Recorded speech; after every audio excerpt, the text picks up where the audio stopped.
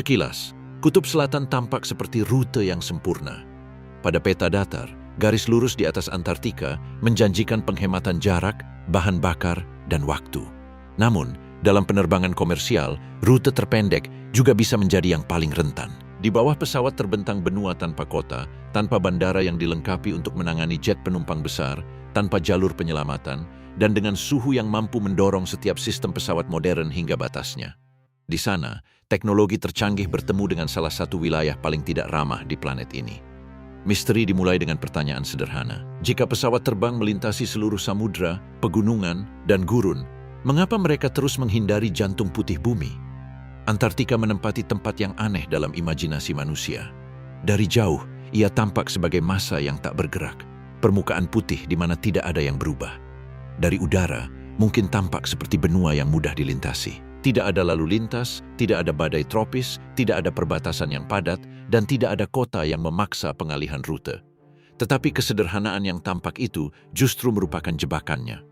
Antartika adalah benua terdingin, terkering, paling berangin, dan paling terisolasi di planet ini. Ia juga merupakan benua dengan ketinggian rata-rata tertinggi, karena sebagian besar permukaannya yang terlihat adalah kubah es yang sangat besar yang bertumpu pada tanah padat. Pada rute penerbangan biasa, pesawat komersial selalu menjadi bagian dari jaringan. Ada bandara alternatif, radar, pengontrol lalu lintas udara, tim darurat, fasilitas perawatan, landasan pacu yang terang, mobil pemadam kebakaran, dan rumah sakit dalam jarak yang wajar. Di atas Kutub Selatan, jaringan itu menipis hampir sampai menghilang. Pesawat dapat terus terbang normal, tetapi margin keselamatannya menjadi jauh lebih sempit. Kegagalan yang dapat diatasi di tempat lain di dunia dapat berubah menjadi keadaan darurat ekstrim di sana. Penerbangan modern didasarkan pada satu aturan mendasar. Setiap rute harus memiliki rencana penyelamatan. Pesawat penumpang dapat melintasi Atlantik, Pasifik, atau Arktik karena rutenya dirancang dengan mempertimbangkan bandara alternatif yang mampu menerimanya jika terjadi masalah. Perencanaan memperhitungkan bahan bakar, cuaca, kinerja mesin, ketinggian, kondisi landasan pacu terdekat, dan kemampuan penyelamatan. Bahkan ketika pesawat tampak tersesat di atas lautan, lintasannya biasanya dihitung agar tetap berada dalam batas kesalahan yang dapat diterima. Di pedalaman Antartika, logika itu tidak berlaku. Kutub Selatan geografis dikelilingi oleh ribuan kilometer es. Landasan pacu yang ada terutama digunakan untuk operasi ilmiah, militer, atau logistik. Banyak yang hanya beroperasi sebagian tahun. Beberapa membutuhkan pesawat dengan ski, peralatan khusus, atau persiapan kutub. Mendaratkan pesawat komersial besar di landasan pacu Antartika tidak hanya bergantung pada panjang medan. Hal itu juga membutuhkan permukaan yang mampu menopang berat, peralatan untuk melayani pesawat, bahan bakar yang cukup, bantuan medis, perlindungan kebakaran, akomodasi darurat, dan kapasitas untuk mengevakuasi ratusan orang. Bandara alternatif dalam penerbangan komersial mewakili lebih dari sekadar sebidang tanah. Bandara tersebut harus memungkinkan pesawat untuk tiba, mendarat, berhenti, dilayani, dan dalam banyak kasus lepas landas kembali. Di pedalaman Antartika, setiap langkah tersebut menjadi kompleks. Es mungkin tampak sepadat beton, tetapi perilakunya berubah dengan suhu, tekanan, angin, dan pergerakan gletser. Landasan pacu di atas salju yang dipadatkan membutuhkan perawatan terus-menerus. Landasan pacu di atas es biru dapat mengakomodasi pesawat tertentu, tetapi tetap bergantung pada kondisi yang sangat spesifik. Retakan di bawah permukaan dapat mengubah area yang tampaknya aman menjadi jebakan tak terlihat. Itulah mengapa pertanyaan utamanya bukanlah apakah pesawat dapat melintasi Kutub Selatan dalam kondisi ideal. Pertanyaan sebenarnya adalah apa yang terjadi ketika kondisi tersebut tidak lagi ideal. Sejarah penerbangan menunjukkan bahwa penerbangan yang aman dibangun dengan mempertimbangkan kemungkinan kegagalan, bukan kesempurnaan. Mesin dapat kehilangan daya, kabin dapat mengalami penurunan tekanan, penumpang dapat mengalami keadaan darurat medis, sistem kelistrikan dapat mengalami kerusakan, kaca depan dapat rusak. Perakiraan cuaca dapat berubah total dalam hitungan jam. Di atas area yang padat, awak pesawat memiliki pilihan. Di atas jantung Antartika, pilihan tersebut berkurang secara drastis. Selama beberapa dekade, peraturan internasional mewajibkan perhatian khusus diberikan pada penerbangan yang menyimpang dari bandara yang sesuai. Pada masa awal penerbangan komersial dengan pesawat bermesin ganda, terdapat batasan yang sangat ketat. Menjaga jarak pesawat agar dapat mencapai bandara alternatif dalam waktu yang relatif singkat jika salah satu mesin mengalami kerusakan. Dengan kemajuan teknologi, mesin menjadi jauh lebih andal dan peraturan berkembang menuju skema operasi yang lebih panjang. Meskipun demikian, prinsipnya tetap tidak berubah. Semakin jauh pesawat dari bandara yang telah disiapkan, semakin ketat izin untuk rute tersebut. Kutub Selatan menghadirkan masalah unik karena peta hanya menawarkan sedikit titik yang berguna. Di belahan bumi utara, rute kutub antara Amerika, Eropa, dan Asia dapat menggunakan bandara di Kanada, Alaska, Greenland, Islandia, Rusia, atau Skandinavia. Arktik mungkin tampak ekstrim, tetapi dikelilingi oleh daratan yang dihuni dan jaringan pangkalan, kota, dan landasan pacu. Antartika bekerja sebaliknya. Ini adalah benua beku yang dikelilingi oleh lautan luas. Pusat benua dipisahkan dari infrastruktur sipil oleh jarak yang sangat jauh. Perbedaan ini menjelaskan mengapa penerbangan ke kutub utara menjadi relatif umum, sementara kutub selatan tetap berada di luar rute penerbangan reguler. Hambatan kedua terletak pada cuaca. Antartika adalah pabrik dingin. Di musim dingin, suhu di dalamnya dapat turun hingga di bawah negatif 60 derajat Celcius. Bahkan di musim panas, suhu dingin ekstrim mendominasi wilayah yang luas. Pada ketinggian jelajah, udara dapat mencapai nilai yang lebih ekstrim lagi. Pesawat komersial biasanya terbang pada ketinggian sekitar 10 atau 12 meter, di mana suhu luar sudah sangat rendah dimanapun di dunia. Di atas Antartika, zona ini dapat mendekati batas operasional bahan bakar, oli, segel, sensor, dan sistem hidrolik. Bahan bakar penerbangan mungkin tampak seperti cairan sederhana, tetapi perilakunya menentukan kelangsungan hidup penerbangan. Pesawat komersial menggunakan minyak tanah penerbangan dengan spesifikasi yang ketat. Pada suhu yang sangat rendah, kristal lilin mulai terbentuk dalam bahan bakar. Jika suhu turun terlalu rendah, dan tetap demikian untuk jangka waktu yang lama, kristal ini dapat menghambat aliran ke mesin. Pesawat modern terus memantau suhu bahan bakar di tangki mereka, terutama pada penerbangan panjang di atas wilayah dingin. Awak pesawat dapat mengubah ketinggian, memodifikasi kecepatan, atau menyesuaikan rute untuk menjaga margin keselamatan. Pada rute kutub selatan, pemantauan ini menjadi sangat penting. Sayap pesawat bertindak sebagai tangki bahan bakar yang sangat besar yang terpapar udara luar. Meskipun bahan bakar sebagian dihangatkan oleh sirkulasi dan panas yang dihasilkan selama penerbangan, paparan yang lama terhadap udara yang sangat dingin dapat membuatnya mendekati batasnya. Masalah ini diperparah karena turun ke lapisan yang lebih hangat dapat menjadi sulit jika medan di bawahnya tinggi. Antartika memiliki ketinggian rata-rata yang sangat tinggi karena ketebalan lapisan esnya. Di banyak daerah pedalaman, tanah berada lebih dari 2 meter di atas permukaan laut. Ini mengurangi margin vertikal yang tersedia ketika pesawat perlu turun dalam keadaan darurat. Penurunan tekanan kabin jelas menggambarkan tantangan ini. Pada penerbangan biasa, jika kabin kehilangan tekanan, pesawat akan turun dengan cepat ke ketinggian, di mana orang dapat bernapas dengan bantuan minimal atau oksigen tambahan untuk waktu yang terbatas. Di atas lautan, ketinggian tersebut bisa relatif rendah. Di atas pegunungan tinggi, pilot harus memperhatikan medan. Di atas Antartika Tengah, dataran tinggi dan pegunungan yang tersembunyi di bawah es atau diselimuti awan memerlukan perencanaan rute yang cermat. Penurunan darurat membutuhkan ruang, oksigen, bahan bakar, dan jalur yang jelas. Di wilayah Kutub Selatan, semua elemen ini lebih sulit untuk dikoordinasikan. Navigasi juga berubah di dekat kutub. Sistem modern menggunakan satelit, navigasi inersia, komputer penerbangan, dan beberapa titik referensi. Kompas magnetik klasik kehilangan kegunaannya di dekat kutub karena garis medan magnet bumi sangat miring, dan utara magnetik berhenti bertindak sebagai referensi stabil untuk arah. Penerbangan tidak lagi hanya bergantung pada jarum kompas, tetapi penerbangan kutub memerlukan prosedur khusus. Rute dihitung menggunakan sistem koordinat yang sesuai, diverifikasi dengan redundansi, dan pilot dilatih untuk menghindari kesalahan arah, terutama di daerah di mana konvergensi meridian memampatkan referensi geografis. Kutub Selatan geografis memiliki kekhasan yang hampir surrealis. Pada titik itu, semua arah horizontal menunjuk ke utara. Idenya elegan di globe, tetapi berbahaya di kokpit jika perencanaannya buruk. Kesalahan koordinat kecil dapat menggeser rute sejauh beberapa kilometer. Di wilayah dengan pegunungan, es, dan jarak pandang yang bervariasi, pergeseran ini dapat memiliki konsekuensi serius. Penerbangan modern mengurangi risiko ini dengan sistem kesadaran dan peringatan medan, basis data digital, dan navigasi satelit. Meskipun demikian, lingkungan Antartika tetap memiliki kemampuan yang menakutkan untuk menipu indera dan menantang instrumen. Contoh paling terkenal terjadi pada 28 November 1979. Penerbangan Air New Zealand 901, sebuah pesawat DC-10 yang sedang melakukan tur wisata di atas Antartika menabrak Gunung Erebus di Pulau Ross. Semua 257 orang di dalamnya tewas. Kecelakaan itu menjadi salah satu tragedi paling mengejutkan dalam sejarah penerbangan di belahan bumi selatan. Pesawat tersebut terbang dalam lingkungan dengan jarak pandang yang tampak baik, tetapi kombinasi perubahan arah, persepsi visual yang menipu, dan medan putih yang mencolok akhirnya menyebabkan pesawat menabrak gunung. Gunung Erebus, dengan ketinggian hampir 3.800 meter, menyatu dengan latar belakang es dan awan yang bercahaya. Kecelakaan itu mengungkap salah satu ancaman teraneh di Antartika, badai salju. Fenomena ini terjadi ketika cahaya tersebar sedemikian rupa, sehingga bayangan, kontras, dan garis cakrawala yang jelas menghilang. Langit dan tanah menyatu menjadi satu bidang putih. Pikiran manusia kehilangan rasa kedalaman. Lereng dapat tampak seperti dataran.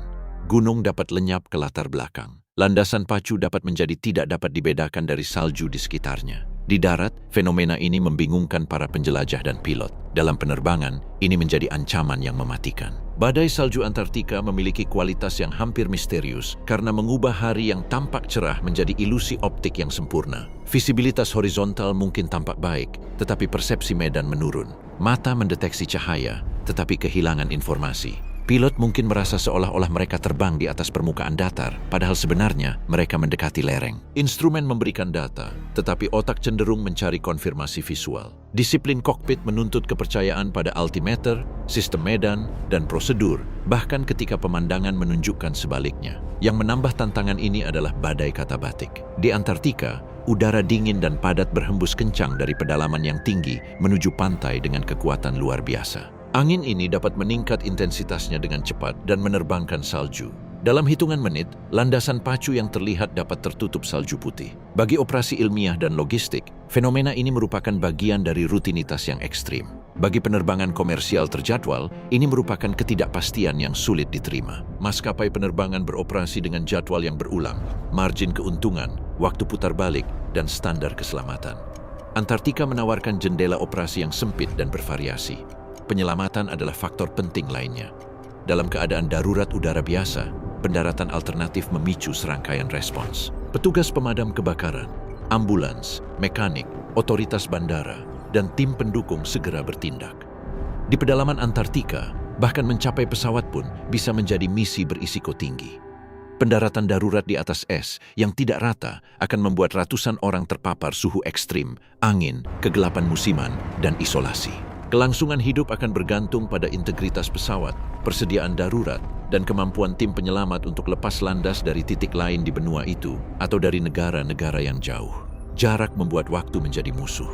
Pesawat penyelamat mungkin membutuhkan waktu berjam-jam untuk tiba, dengan asumsi cuaca memungkinkan lepas landas, melintasi benua, dan mendarat. Selama musim dingin di belahan bumi selatan, malam kutub menyelimuti pedalaman selama berbulan-bulan. Suhu turun drastis hingga mampu membekukan cairan, mengeraskan material, dan merusak peralatan yang terpapar.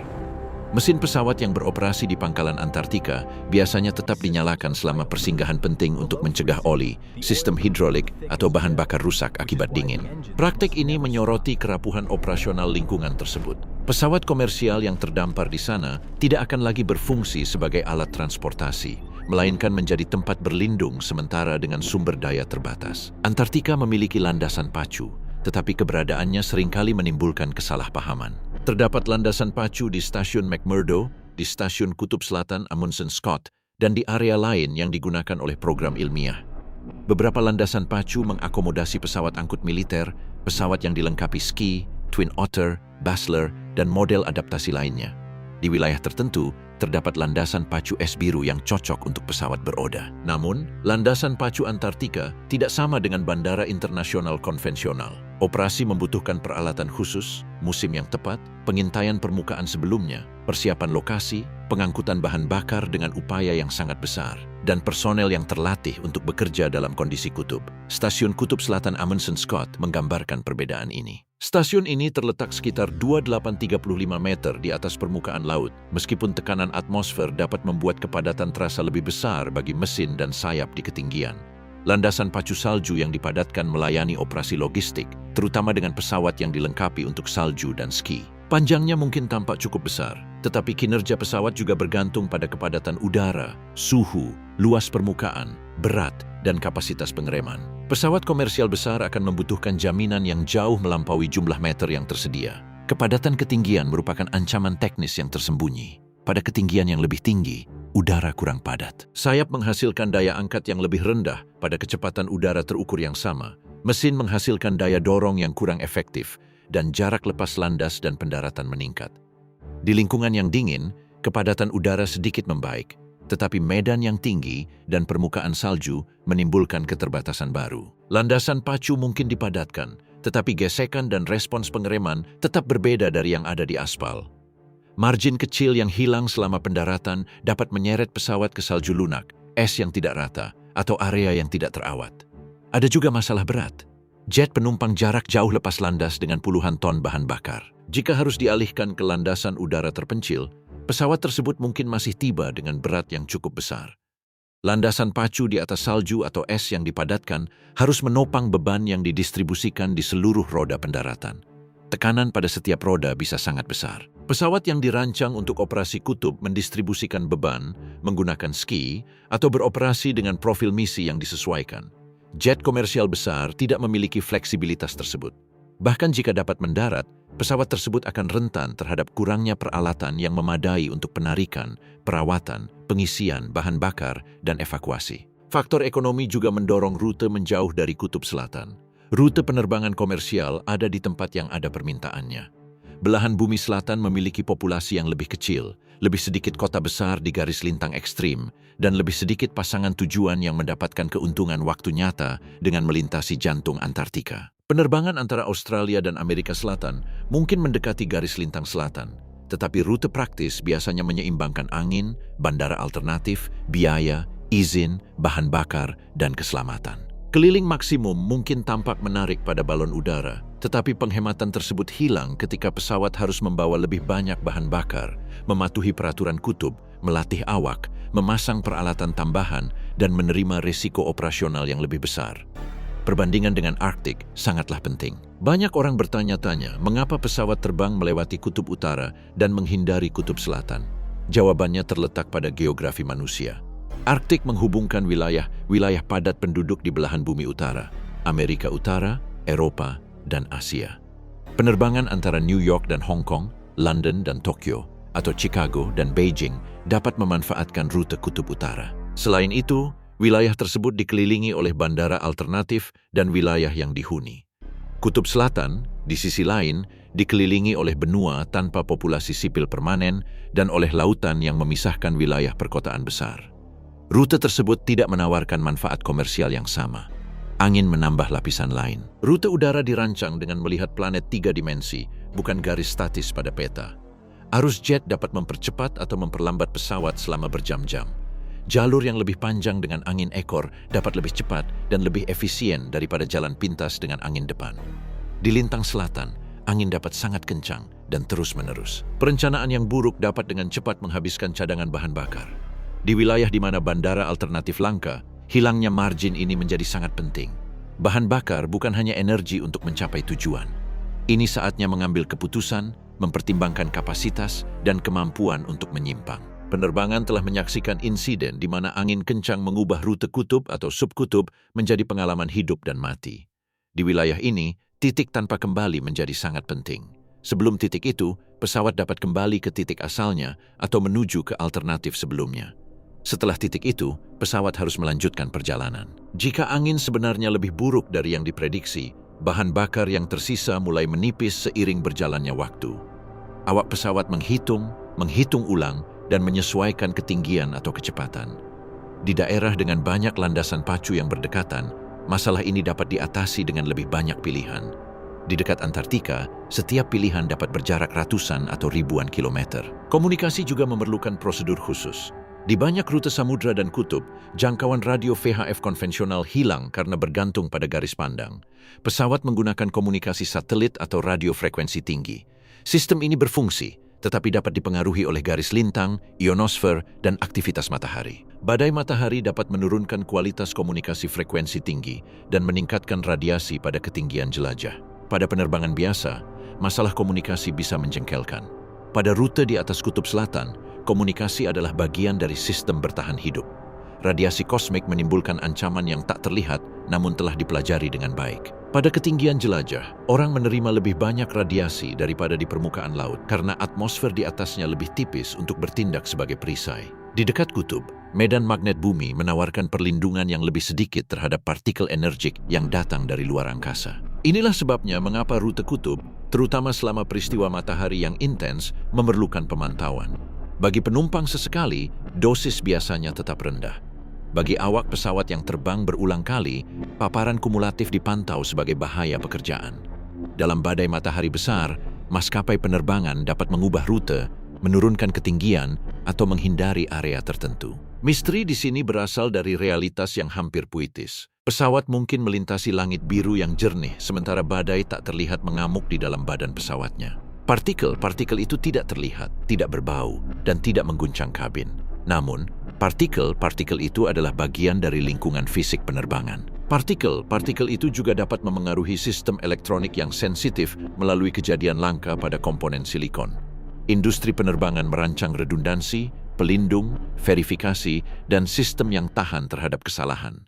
Kutub Selatan menuntut pertimbangan yang lebih ketat terhadap detail ini karena menggabungkan garis lintang ekstrim, isolasi, dan kesulitan dalam respons. Di kokpit, pilot juga menghadapi beban mental tertentu. Terbang di atas lanskap yang seragam selama berjam-jam mengurangi referensi visual. Permukaan tampak tidak bergerak.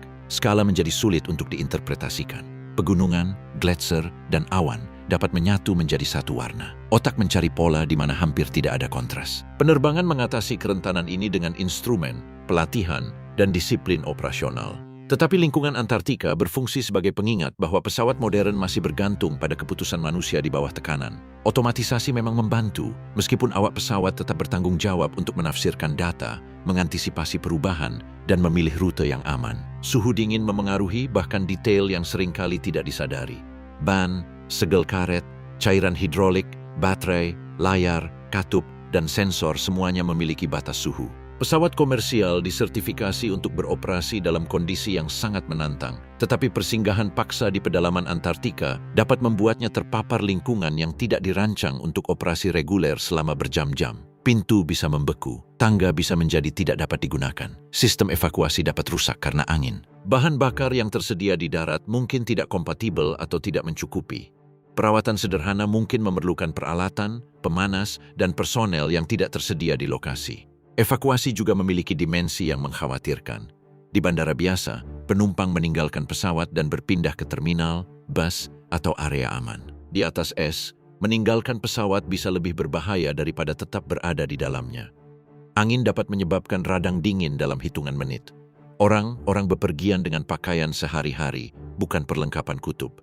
Sekelompok ratusan penumpang akan membutuhkan pakaian hangat, makanan, air, toilet, perawatan medis, dan tempat berlindung termal. Pesawat dapat menawarkan perlindungan sementara, tetapi pemanasannya bergantung pada daya, bahan bakar, dan sistem yang utuh. Bertahan hidup berhenti menjadi konsep abstrak dan menjadi murni logistik. Karena alasan ini, maskapai penerbangan komersial lebih memilih untuk menghindari masalah tersebut. Beberapa rute di belahan bumi selatan mendekati Antartika, terutama penerbangan antara Oseania dan Amerika Selatan atau penerbangan pengamatan Antartika khusus. Tetapi mendekati benua dan melintasi kutub selatan adalah hal yang sangat berbeda. Penerbangan wisata yang mengamati Antartika direncanakan dengan kondisi spesifik, ketinggian yang bijaksana, rute yang diizinkan, dan pelacakan. Penerbangan logistik ke stasiun ilmiah menggunakan pesawat dan awak yang terlatih. Penerbangan penumpang reguler ke pusat Antartika akan mengubah pengecualian ekstrim menjadi rutinitas. Keamanan penerbangan menolak transformasi semacam itu ketika manfaatnya kecil dan biaya operasionalnya tinggi. Antartika juga memiliki rezim politik dan lingkungan yang unik. Perjanjian Antartika dan perjanjian terkait melindungi benua tersebut untuk tujuan ilmiah dan membatasi aktivitas yang dapat merusak ekosistemnya. Membangun bandara komersial besar di pedalaman akan membutuhkan infrastruktur besar-besaran, landasan pacu yang diperkuat, depot bahan bakar, hanggar, peralatan penyelamatan, akomodasi, pembangkit listrik, sistem navigasi, dan jalur pasokan. Setiap liter bahan bakar, setiap potongan logam, dan setiap mesin harus didatangkan dari jauh. Mempertahankan semua itu di atas es yang bergeser dalam iklim ekstrim dan sesuai dengan standar internasional akan menjadi pekerjaan yang sangat besar. Bahkan jika rekayasa dapat menyelesaikan sebagian masalah, pertanyaan ekonomi akan tetap ada. Jumlah penerbangan yang benar-benar perlu melintasi Kutub Selatan sangat rendah. Maskapai penerbangan tidak merancang rute karena rasa ingin tahu geografis, tetapi berdasarkan permintaan, biaya, dan keselamatan. Bandara komersial Antartika harus membenarkan biaya konstruksi dan pemeliharaan miliaran dolar untuk menghemat menit atau jam pada sejumlah rute yang terbatas. Industri penerbangan memilih solusi yang proporsional. Dalam hal ini, menghindari benua, menggunakan alternatif pesisir, dan merencanakan rute yang lebih konvensional jauh lebih masuk akal. Anggapan bahwa pesawat terbang menghindari Kutub Selatan karena kerahasiaan, konspirasi, atau area terlarang muncul karena Antartika tampak seperti tempat yang tertutup dari dunia. Tempat ini terpencil, sulit dikunjungi, dan diselimuti kisah-kisah misterius. Skalanya yang sangat besar memicu imajinasi. Dari peta, hamparan putih yang luas itu menimbulkan kecurigaan. Tetapi penjelasan sebenarnya jauh lebih kuat daripada mitos apapun. Antartika adalah laboratorium alami untuk menguji batas kemampuan. Di sana, seseorang dapat menguji batas kemampuan penerbangan ketika jaringan pendukung yang biasanya tidak terlihat dihilangkan. Pesawat modern tampak otonom, meskipun pada kenyataannya merupakan bagian dari peradaban yang terdiri dari landasan pacu, satelit, ahli meteorologi, mekanik, pengontrol, lalu lintas udara, dan personel penyelamat. Penerbangan komersial yang aman bergantung pada peradaban tersebut. Ketika sebuah pesawat melintasi Eropa, Amerika Utara, atau Asia, penumpang melihat awan dan sayap, tetapi di bawahnya terdapat jaringan alternatif yang padat. Ketika melintasi samudra, rute tersebut bergantung pada pulau-pulau, bandara terpencil, prosedur ETOPS, pelacakan satelit, dan perhitungan bahan bakar. Di atas Kutub Selatan, jaringan tersebut menjadi minimal. Pesawat mungkin masih merupakan keajaiban teknologi, tetapi lingkungan tersebut menghilangkan redundansi. Dalam keselamatan penerbangan, redundansi adalah kehidupan. Setiap sistem yang diduplikasi, setiap bandara alternatif, dan setiap menit komunikasi memperluas margin antara kegagalan dan tragedi. Penerbangan Antartika ada dan menunjukkan kemampuan yang luar biasa. Pesawat kargo tiba di McMurdo. Pesawat Hercules dengan ski memasok kembali stasiun-stasiun. Pesawat Twin Otter dan Bustler mendarat di tempat-tempat di mana bandara konvensional tidak mungkin dibangun. Pilot terlatih melintasi lanskap di mana kompas, cahaya, dan es tampaknya berasal dari planet lain. Operasi ini menunjukkan bahwa Antartika dapat dicapai. Mereka juga menunjukkan harga untuk mencapainya. Setiap penerbangan membutuhkan perencanaan khusus, jendela cuaca, peralatan bertahan hidup, bahan bakar strategis, dukungan darat, dan tingkat penerimaan risiko yang sangat berbeda dibandingkan dengan maskapai penerbangan reguler yang penuh penumpang. Inilah mengapa pesawat komersial belum menjadikan Kutub Selatan sebagai jalur udara utama. Alasannya terletak pada sejumlah faktor, bukan hanya satu hambatan. Hanya ada sedikit bandara alternatif. Penyelamatan bisa memakan waktu terlalu lama. Cuaca dingin mengancam bahan bakar dan sistem. Ketinggian benua mengurangi margin keuntungan. Cuaca berubah dengan sangat drastis. Salju tebal dapat menutupi medan. Komunikasi membutuhkan perhatian khusus. Radiasi meningkat di lintang kutub. Permintaan komersial menawarkan sedikit insentif. Membangun infrastruktur permanen akan sangat mahal dan merusak lingkungan. Hasilnya adalah keputusan rasional. Terbang dekat jika masuk akal. Melintasi wilayah selatan dengan perencanaan yang ketat. Dan menghindari jantung benua dalam penerbangan komersial biasa. Rute teraman tidak selalu bertepatan dengan garis lurus. Pada peta penerbangan, keselamatan lebih penting daripada geometri. Setiap jalan memutar yang tampak dapat mewakili bandara alternatif yang lebih dekat, komunikasi yang lebih baik, cuaca yang lebih menguntungkan, atau kemungkinan nyata penyelamatan. Kutub Selatan akan terus memberikan daya tarik khusus karena melambangkan batas. Ini adalah titik di mana semua meridian bertemu, di mana malam dapat berlangsung selama berbulan-bulan, dan di mana keheningan mencapai dimensi benua. Bagi sains, ini adalah platform yang unik. Bagi eksplorasi, ini adalah perbatasan. Bagi penerbangan komersial, ini adalah area di mana margin kesalahan menjadi terlalu kecil. Teknologi modern dapat melintasi hampir semua langit, tetapi keselamatan menuntut lebih dari sekadar daya, jangkauan, dan navigasi satelit. Ini menuntut jaringan pendukung yang mampu merespons ketika kesempurnaan gagal. Pada akhirnya, pesawat terbang menghindari Kutub Selatan karena Antartika mengubah setiap keadaan darurat menjadi perlombaan melawan dingin, jarak, dan isolasi. Kegagalan mesin, penurunan tekanan kabin, penumpang yang sakit, badai matahari, landasan pacu yang ditutup, atau kesalahan dalam membaca medan dapat memiliki konsekuensi yang jauh lebih serius daripada di rute konvensional. Ketiadaan kota dan bandara bukanlah sekadar detail lanskap. Itu adalah inti masalahnya. Benua putih itu tetap ada di sana, luas, sunyi, dan berkilauan, seperti zona di mana bumi masih memberlakukan aturannya sendiri. Pesawat modern dapat melintasi tepiannya, memasok kembali pangkalan-pangkalannya, dan melintasi langitnya dalam kondisi khusus.